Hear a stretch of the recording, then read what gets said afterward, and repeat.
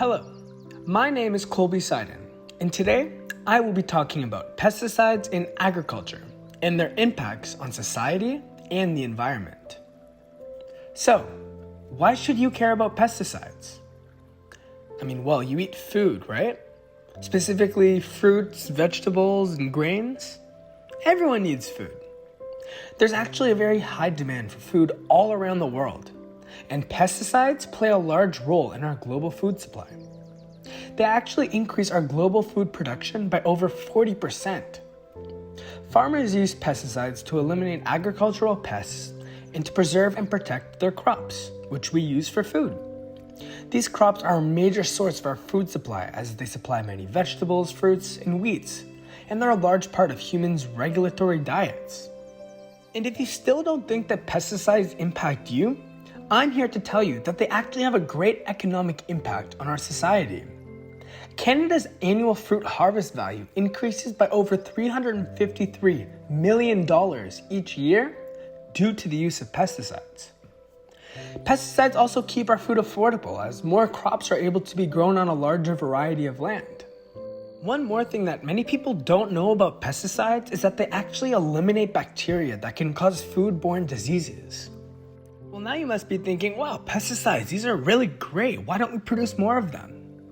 Well, there are many negative impacts of pesticides as well. Over 1,000 pesticides are used in foods globally, right? You might think it's a good thing. Although 200,000 people die from pesticide exposure yearly due to these food poisonings. There's actually a large variety of health issues that can result from pesticide exposure.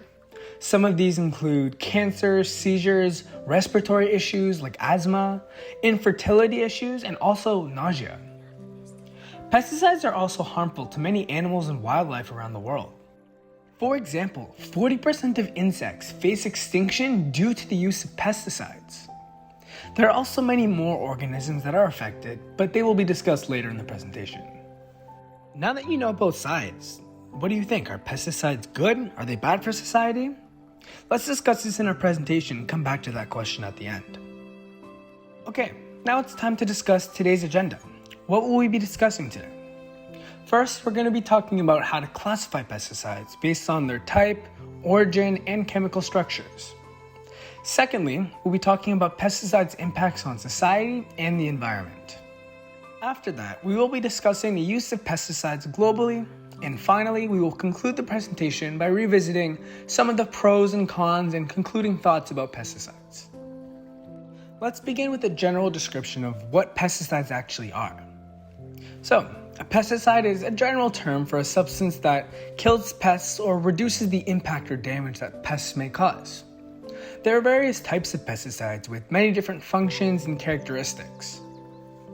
Where might pesticides be used? Well, most pesticides are used in farms, homes, parks, and gardens around the world. Many pesticides are available for purchase at local stores and online for anyone that really wants to use them. When were pesticides discovered? Well, pesticides were first used in the early 1900s, but have really been developed and refined for various uses since then. Why are pesticides used? Well, they're used to control and kill pests that may be harmful to society. Pesticides have many economical and agricultural benefits as well, like we've mentioned before. And who uses pesticides? Usually many farmers or agricultural companies use pesticides on their crops and plant products. Homeowners may also use certain pesticide products to eliminate unwanted organisms on their property, like rodents or fungi. Now, how are we going to be classifying pesticides? What determines what type of pesticide is what? First, pesticides are classified by their target organisms or type. The ones that I have up here are the 6 most common type of pesticides. There are insecticides, herbicides, fungicides, rodenticides, larvicides, and bactericides. These are the most popular, but there are a large variety of types of pesticides that have different target organisms. Then, from here, these types of pesticides are split up based on their origin, whether they are organic or synthetic.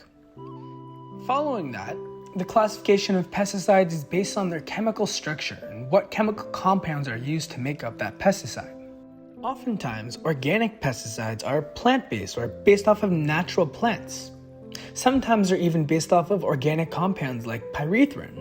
On the other hand, synthetic pesticides are based off of more chemical-based substances like organochlorines, carbamates, or organophosphates. As mentioned previously, different types of pesticides are referred to by the type of pest that they control or kill. As an example, insecticides are a very common type of pesticide that kill, harm, or repel insects, ticks, and mites. Insecticides are composed of various chemicals that disrupt the nervous system of an insect to prevent them from engaging in cognitive behaviors, which eventually leads them to their death. They're used in various forms such as sprays, dusts, gels, and bits depending on the situation where they're needed. Some examples are insect repellent, garden sprays, and orchard sprays. Here's a short video to help better visualize the function of insecticides. Small pores and spiracles allow some of the harmful material to enter his system. For the insecticide, entering Joey's system is just the beginning. It has the potential to kill him in an instant, thanks to lethal compounds like pyrethrins and pyrethoids.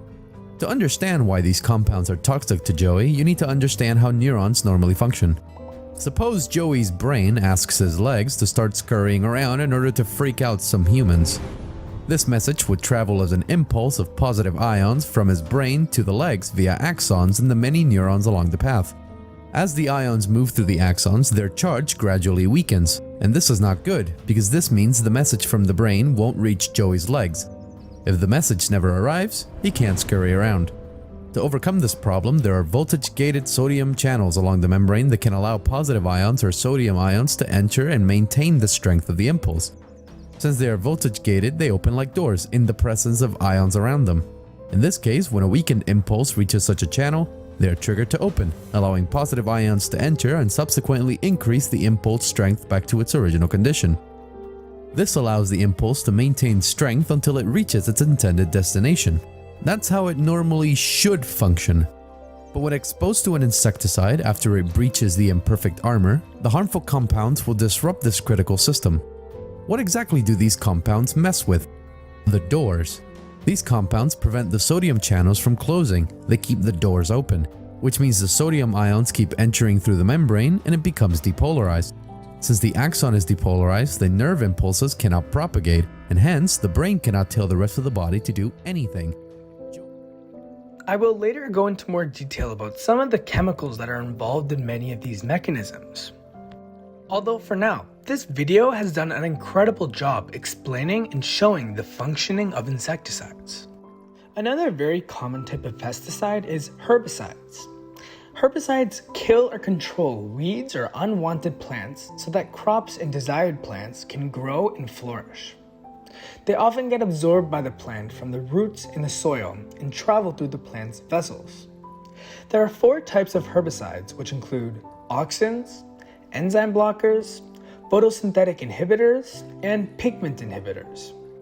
The most common type of herbicide is a very general type, but it's weed killers.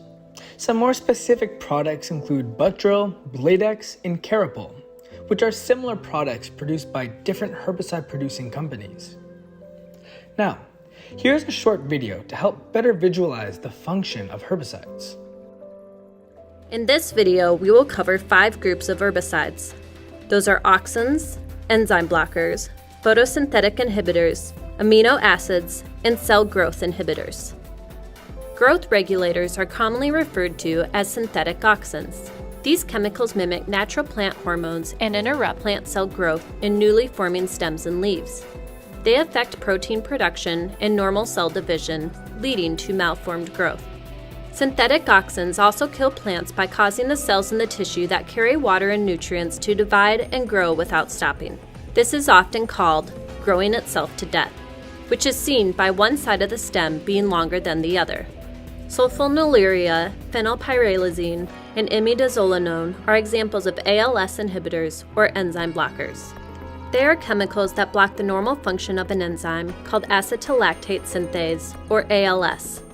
This enzyme is essential in amino acid or protein synthesis. Without proteins, plants starve to death. Enzyme blockers kill a wide range of plants, including broadleaf weeds, nutsedges, and grasses. ACCase inhibitors mainly kill grasses. This enzyme helps the formation of lipids or fats in the roots of grass plants. Without lipids, susceptible weeds die. Photosynthetic inhibitors such as bipyridinium and triazines are chemicals that interfere with photosynthesis, a plant's natural ability to make food, and disrupt plant growth, ultimately leading to death. There are also amino acid synthesis inhibitors, shoot and root growth inhibitors, and PPO inhibitors. Several herbicides fall into these groups, including glyphosate, acetochlor, and trifluralin. These herbicides stop or interrupt cell growth and division. Pigment inhibitors or bleachers are herbicides that cause the tissue of a plant to turn white after treatment. Examples include oxazolidinone, isoxazole, and trichotone. They interrupt the chlorophyll production in the plant, turning the plant tissue white and interrupting photosynthesis. The photosynthesis system can easily be damaged by sunlight without carotenoids. This video has also done an incredible job explaining the 5 groups of herbicides. I will go into more detail about these later, although this video provides you with a very good general understanding of what herbicides are. Now, I'm going to be talking about some other less common types of pesticides. The first one is fungicides. Fungicides kill and prevent growth of mold, mildew, and various types of fungi. Most fungicides are absorbed by the fungi's cuticle, which is the outer surface, and damage the cell membranes, inactivating important enzymes and proteins which help them survive.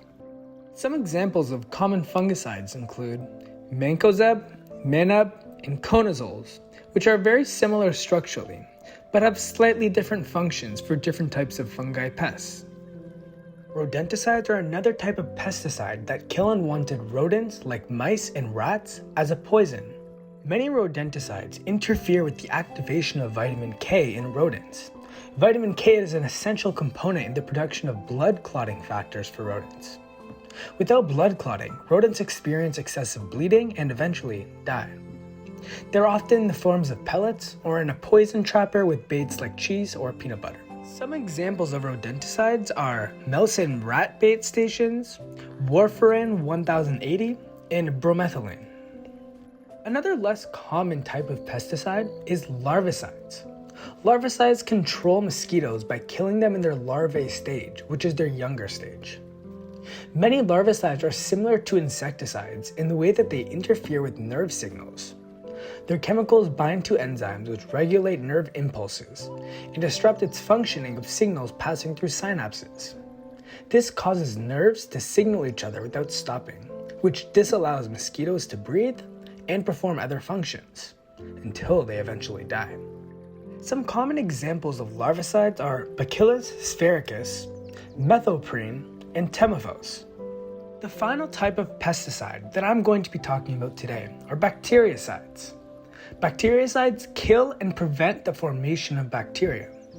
These attack bacteria by damaging cell walls, lipids, enzymes, or proteins within the cell.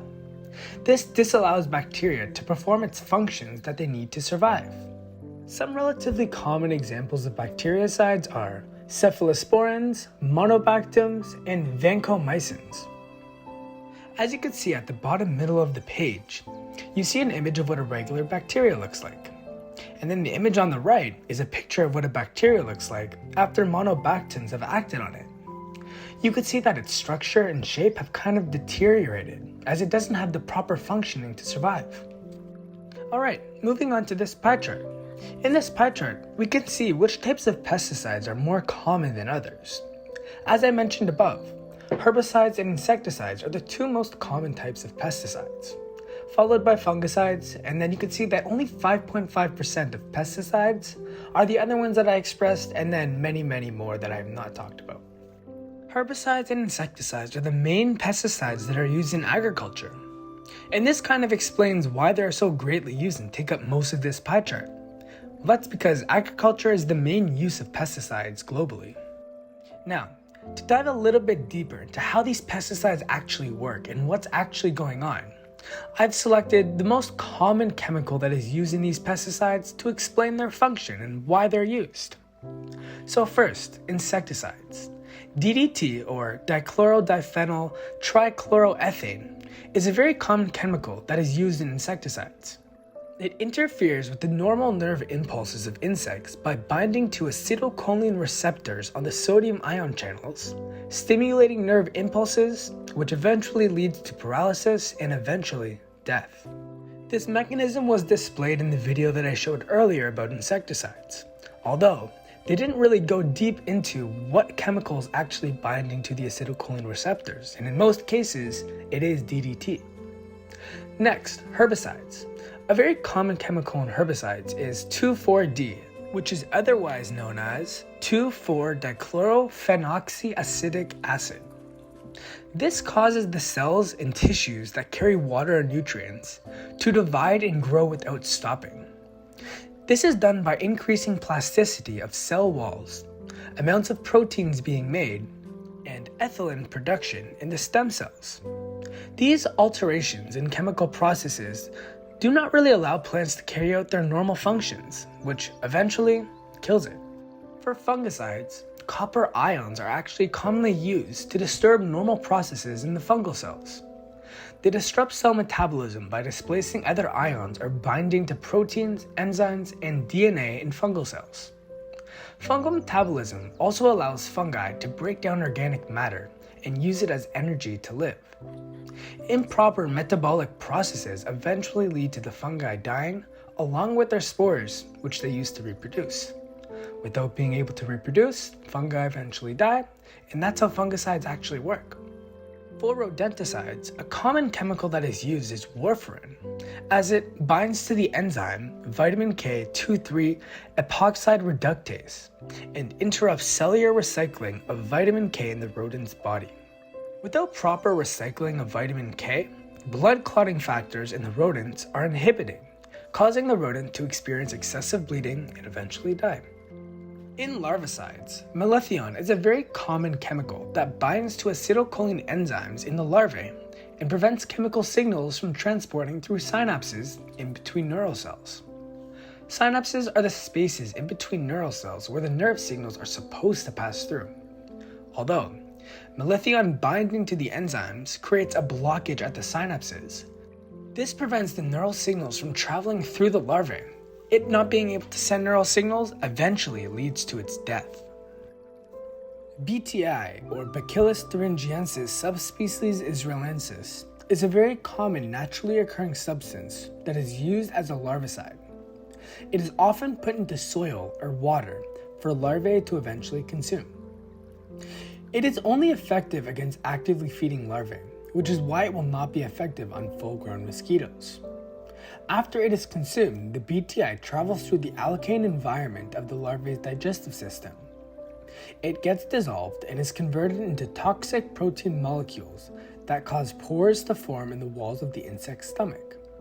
This sends a signal to the larvae's body to stop eating until it eventually passes away due to lacking essential nutrients from food. An image of what BTI generally looks like is shown in the bottom right corner of the slide. As you can see, these are more spherical, pill-looking substances.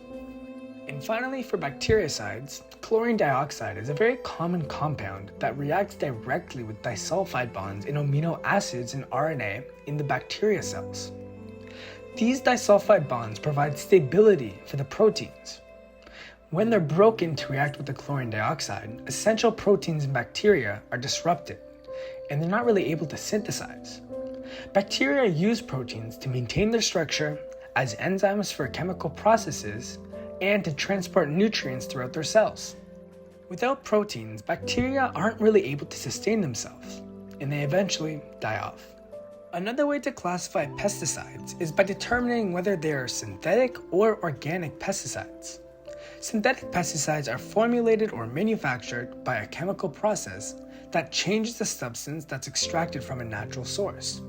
Some of their pros are it's easily accessible and readily available, and it's relatively cost-effective. Some cons for synthetic pesticides is that it's more hazardous generally for humans and for the environment as well. Pests also may develop a tolerance to these type of chemicals over time. Some examples are boric acid, DDT, and acephate. Now, organic or natural pesticides. these are derived from naturally occurring sources like minerals, plants, or animals, and undergo little to no chemical alterations. Some of their pros is that they work better long term. Pests can really develop less resistance to these because they're organic.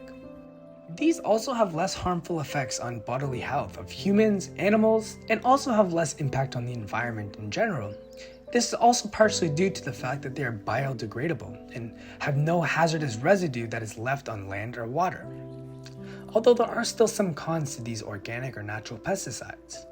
They can be expensive and are generally less easily accessible, and they also may require more knowledge about the chemicals to be used. Some examples of these are pyrethrin and rotenone. Most pesticides that we use are synthetic, as there are only really 28 different types of organic pesticides and thousands of synthetic pesticides.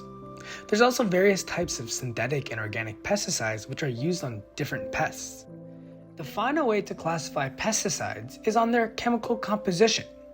These are the four main types of pesticide-related chemicals that are commonly used. The first one is organophosphate, or OPE. These are mainly used in synthetic insecticides. They're part of phosphate ester groups, produced in the process of deacidification between phosphoric acid and alcohol. These phosphate ester compounds are not very polar and therefore they're less soluble in water because their intermolecular attractions are less than they would be with the intermolecular attractions between these molecules and water. Therefore, they also have a lower boiling point because it takes less heat energy to break these bonds apart because these bonds are not as strong due to the lower polarity and lower difference in electronegativity between majority of these bonds. As seen in these chemical structures, there are no hydrogen bonds because there are only phosphate, carbon, and oxygen atoms. For strong hydrogen bonds to occur within these molecules, there must be a hydrogen atom bonded to either fluorine, oxygen, or nitrogen. There are no hydrogen atoms in this molecule, therefore there are no hydrogen bonds. Organophosphates are very interesting molecules. When insects are exposed to them, they disturb the nerve signals in the insect's body. These signals are normally sent as electrical signals jumping through synapses from one nerve cell to another. However, organophosphate prevents these nerve cells from being able to pass through these synapses, preventing signals from properly traveling through the insects. This inhibits the nerve cell impulses and eventually leads to the insect's death. Some common examples are melitharin and pyrethrin. The next main type of chemical that is used in common pesticides are carbamates. Carbamates are very similar to organophosphates. They are also commonly used in synthetic insecticides, although they're part of the carbonate ester group, which are derived from carbamic acids. Carbamates affect the nervous system of insects by preventing the breakdown of acetylcholine enzymes, which then accumulate in synapses. This causes nerve signals to not properly send throughout the insect. They cannot perform proper bodily functions and eventually die. They're also very similar to organophosphates in the way that they function, besides the fact that these effects are actually reversible, as these chemical reactions are able to be reversed. Therefore, these effects do not last as long, and they're actually less toxic than organophosphates. Some examples of carbamates are aldecarb and oxyamyl. Here is actually a diagram that visually expresses the mechanisms of organophosphates and carbamates at the synapses between nerve cells. The green shapes are the acetylcholine receptors, where the black squares are actually the acetylcholine enzymes or the acetylcholine neurotransmitters. In the image on the left, they're able to bind pretty easily, and the signal, the blue squiggly line, is actually able to be seen. Signal passes through, the insect is able to function. Although, with the image on the right, you could see the yellow stars, which are actually the organophosphate pesticides or chemicals, which are preventing the binding with the acetylcholine neurotransmitters to the acetylcholine receptors. It prevents the breakdown of the acetylcholine and stops the signals from being passed through the insect. Another chemical group that is commonly used in many pesticides are organochlorines, or OCP. These are also commonly used in synthetic insecticides. They are part of chlorinated hydrocarbon groups, which are typically denser than many other compounds like water, due to them having chlorine atoms which have high atomic mass.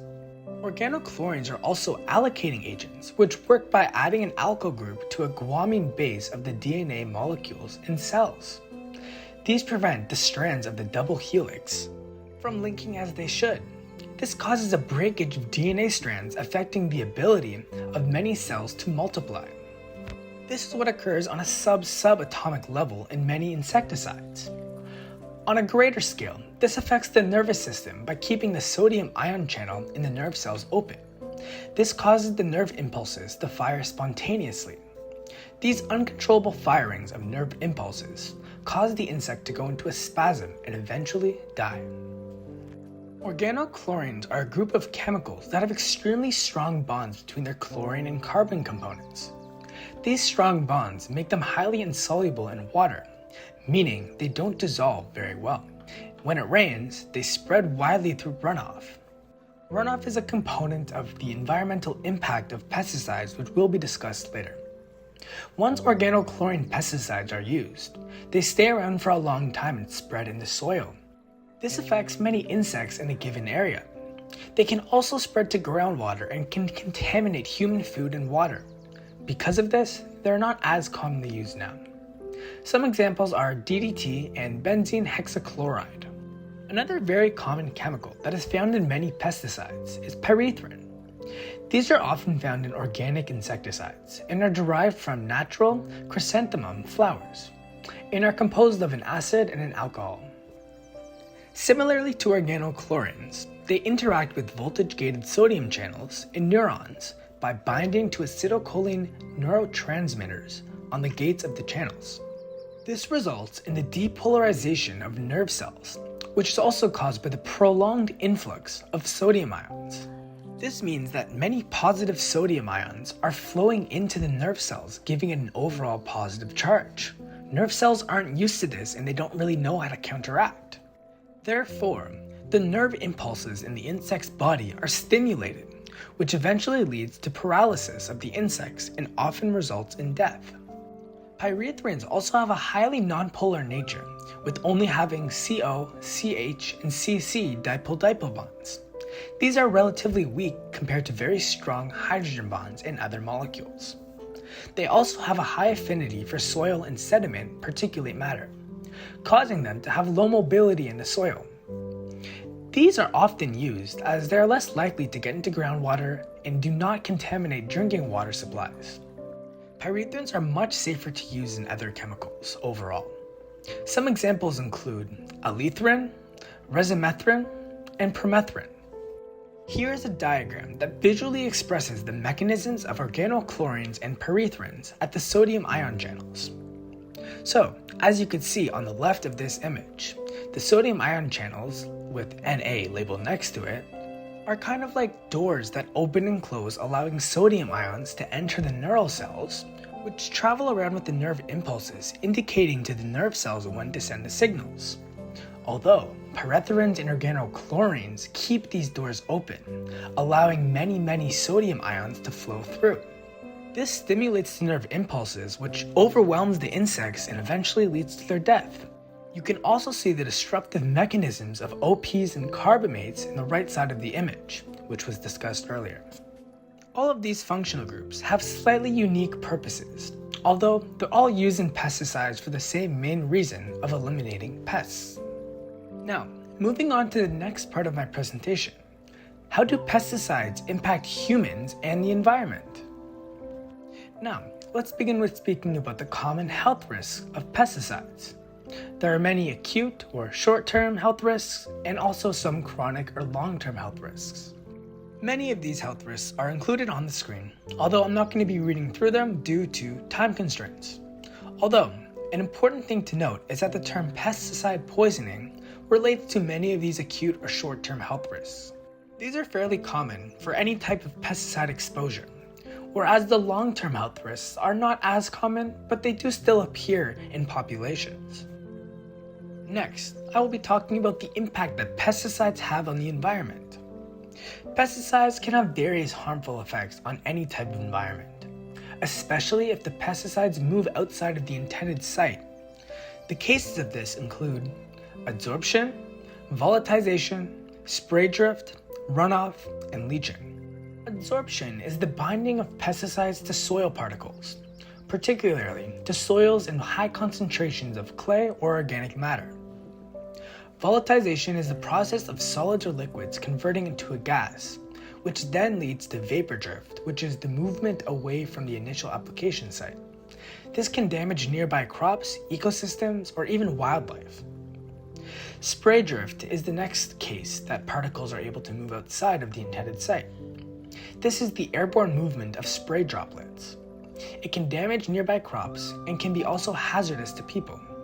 It greatly affects insects and many animals and wildlife as well.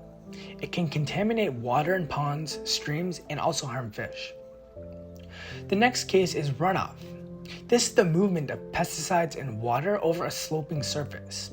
This can pollute lakes, streams, ponds, and wells. It's shown in the image on the slide. As you can see, there's a little bit of a slope in the soil platform. Particles travel down the slope into other untargeted places. The final case is leaching, which is the movement of pesticides in water through the soil. This can affect the groundwater. Overall, pesticide contamination can spread in various ways and can easily affect non-targeted species. This can contribute to pesticides' impact on the overall environment. Oftentimes, the end consumer of pesticides are non-target species, which can die in large quantities, altering the natural food web, which takes ecosystems out of their equilibrium. With populations changing within an ecosystem, predators and prey may not be able to balance and more life can begin to die. Humans do our best to eliminate all of these possibilities by isolating farms with crops and pesticides, although sometimes we're often not successful and habitats can continue to suffer because of pesticide exposure. Here is an example of a food web where pesticides are introduced into the ecosystem. It is seen that pesticides impact crops and insects, from herbicides and insecticides respectively. These contaminated crops and bugs are consumed by farm animals, mammals, and birds. This exposes a large part of the animal kingdom to many chemicals and pesticides that could harm them.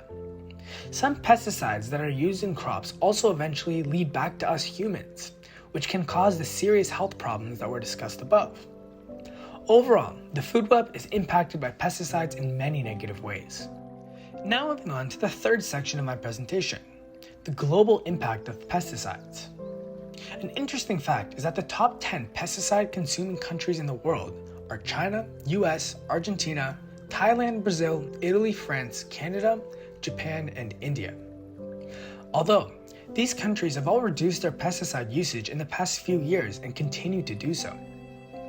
Some countries have put laws into place banning certain pesticides and have also found some greener alternatives and have worked together to fix the pesticide issue.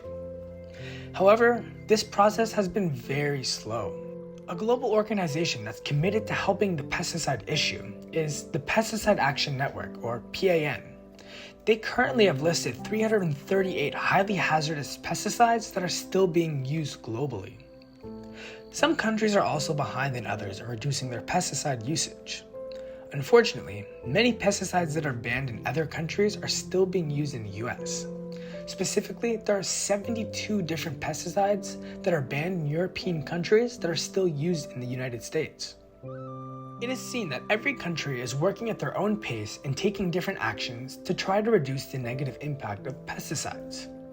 Each country actually has their own list of pesticides that are banned, and in total, there are over 460 active pesticides ingredients that have been banned throughout the world.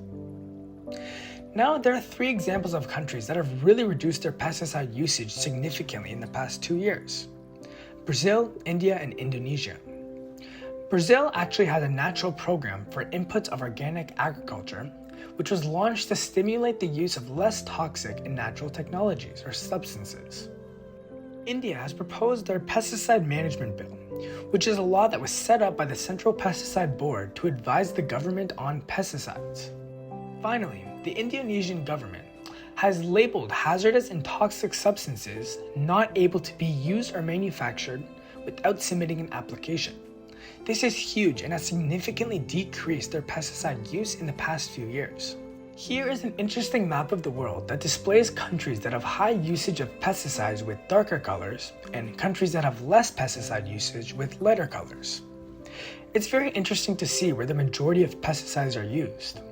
From what I could tell, there are a lot of pesticides being used in North and South America, and also a lot in China. I can also see that majority of Africa does not really consume many pesticides. It is also important to note that pesticide use in developing countries often takes years to approve new pesticides. Therefore, older and cheaper and probably more harmful pesticides are more likely to be available for their users. Developing countries also lack resources to enforce legislation on pesticide use, so they're more limited on what they can do to contributing to finding greener alternatives to pesticides. Overall, many nations around the world are working together to find solutions and reduce the negative impact of pesticides on our society and the environment. Although this is a very slow process because of how integrated pesticides are into our society. Although there are still many organizations that are working hard to speed up this process. There are over hundreds of organizations, although these are probably 4 of the most major organizations that I found. OECD, which is the Organization for Economic Cooperation and Development. It has 38 member countries that work together to evaluate the risks of individual pesticides more quickly, and they share progress in risk reduction and alternatives. Governments cooperate in assessing and reducing the risks of agricultural pesticides and sustainably managing pests. Another organization is FAO, which is the Food and Agriculture Organization of the United Nations. This is the specialized agency of the UN that has set sustainable development goals and advocate for the use of more natural and less harmful pesticides in food. Another large organization is the EPA, which is the Environmental Protection Agency. This organization is a large contributor to the regulations and protection of human health and the environment from harmful pesticides. And finally, the last organization is the PAN, the Pesticide Action Network, which is what I mentioned before. This is an international organization that investigates issues and takes action concerning pesticide use around the globe. Some of their current campaigns are Fair Harvest for farm workers and their families who are affected by pesticides in their working environment. Stop Pesticide Drift, which its impacts on the environment outside of non-targeted species in the area. Finally, Saving the Bees, who are greatly affected by pesticides overall. Some species are even coming close to being extinct due to the use of insecticides. As mentioned earlier, some countries and global organizations are leaning towards greener alternatives and trying their best to reduce the negative impact of pesticides. Here are 4 very common greener alternatives that we're trying to lean towards. The first one is increased use of integrated pest management, or IPM. This is sort of a mechanism of using more natural and organic pesticides as opposed to synthetic or chemical pesticides. IPM is a sustainable, science-based approach to pest management. This involves the prevention by planning and managing ecosystems, identification of pests as well as beneficial organisms, monitoring, taking action, and evaluating pesticide use around the world. The next greener alternative is using more agronomic practices. These practices involve appropriate plant and soil fertility management, crop rotation seasonally, appropriate irrigation management, and appropriate timing and location of planting to reduce pests. Another practice that's involved is agroecology. This is the reinforcement interaction of pests and natural enemies to maintain a natural balance in the ecosystem. So rather than using pesticides to eliminate insects that might be on crop fields, one may use a predator that preys on many of these insects. Another greener alternative to pesticides is using more natural pesticides or biocontrol. Instead of using highly hazardous pesticides, which have more severe harmful effects on society and the environment, the use of biopesticides may severely decrease the negative impact of pesticides in general. And the final greener alternative to pesticides is by strengthening global policies on sustainable and safe pesticide use. Enforcing legislation on pesticide distribution and methods of using pesticides is a great way to limit the negative impact that they have on our society. So you may be wondering, why haven't we completely got rid of pesticides? Why haven't we completely made the change to more greener alternatives? Well, there are many reasons, and they're listed on this slide. New pesticide products are difficult and expensive to produce. By many companies, they don't really want to spend all this money on organic pesticides. They also would not be able to profit as much. Some companies may favor profits over safety and proper use of pesticides. They may not be profiting off these greener alternatives because the world is already used to having these pesticides. Everyone's already used to using these harmful pesticides. It's very challenging to veer away from them if they're already so popular in agriculture and people's homes around the world. Developing countries also lack many resources to enforce legislation on pesticide use. It may be difficult for many of these developing countries to obtain these greener alternatives. Nearing the end of the presentation, I had a few concluding thoughts and ideas that I wanted to bring up. As I mentioned earlier in the presentation, there are many pros and cons to pesticides. I kind of wanted to summarize these in a little table. So, many of the pros of pesticides. They increase crop production. They kill unwanted pests that carry disease or take up space in fields. They lower the cost of food. They reduce global hunger. They're also effective and fast-acting method of removing pests in many fields and crops. Agricultural economy is also more profitable with the use of pesticides. Although we've also discovered that there are many negative aspects of pesticides as well. They accumulate in the food chain and spread throughout ecosystems, impacting wildlife and the environment. Adverse health effects to people and wildlife. Pesticides can even kill people or non-target species. They spread through soil and increase groundwater pollution. Pests also develop resistance to the pesticides over time, so in the future they may not be as effective. Overall, I hope that you've really learned a lot about pesticides and the pros and cons that they bring to our society. Going back to the question that I asked earlier in this presentation, do you think that the pros of pesticides really outweigh the cons? After listening to all this, are pesticides really beneficial for our society? Or should everyone contribute to put an end to pesticides? Given the food demand and requirements in our world, is it even possible to end the use of pesticides? Or perhaps maybe transitions to greener solutions like I mentioned above, maybe that might be a better solution. Overall, thank you very much for listening to my presentation. If you made it to the end, congratulations. I apologize that this is a pretty lengthy presentation. Thank you very much for your time and have a great day.